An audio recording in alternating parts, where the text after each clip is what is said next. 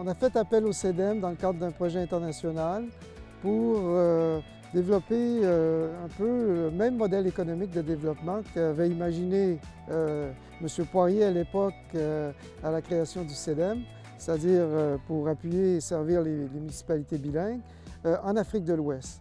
Alors, au moment où on se parle, il y a ce qu'on appelle la CADEL et la CEDEL.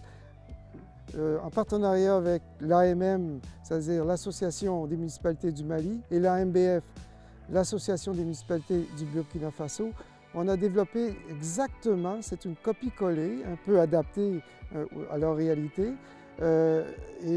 qui assure le développement économique local de façon endogène, c'est-à-dire grassroots, comme on a ici au Manitoba, c'est-à-dire qu'on est là au service des communautés et c'est le même modèle qui existe dans ces deux pays-là. On a passé 5 ans là-bas à développer ce modèle-là et c'est encore aujourd'hui très présent.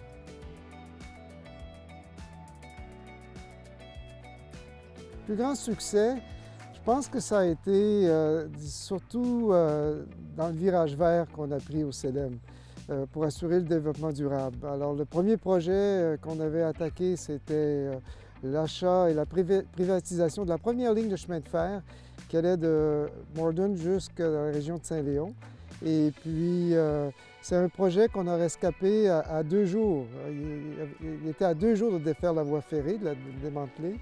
Et je me souviens que c'est là aussi, avec Paul Grenier, que j'ai appris l'art du lobbying. Et puis, le défi, c'était de pouvoir rassembler 2 ministères provinciaux ainsi que le premier ministre et puis de pouvoir trouver une solution de financement pour assurer l'achat de cette ligne-là par un groupe de fermiers qui ont formé un genre de coop pour assurer la survie de ça.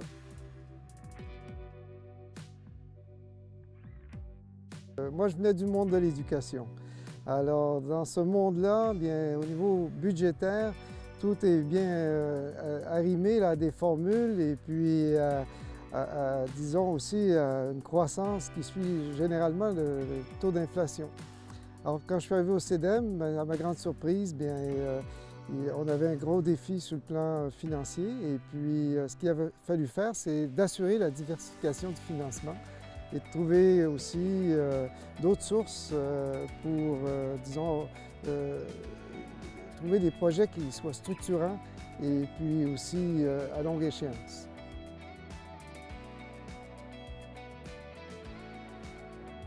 Évidemment, je souhaite longue vie et prospérité et puis de poursuivre dans cette mission d'être au service de nos communautés. Moi, à Saint-Laurent, j'ai appris avec les franciscaines toute l'importance d'être au service des gens qui nous entourent. Et puis, c'est un peu ça la mission du CEDEM. On a toujours été là pour appuyer les communautés, mais à partir de la base.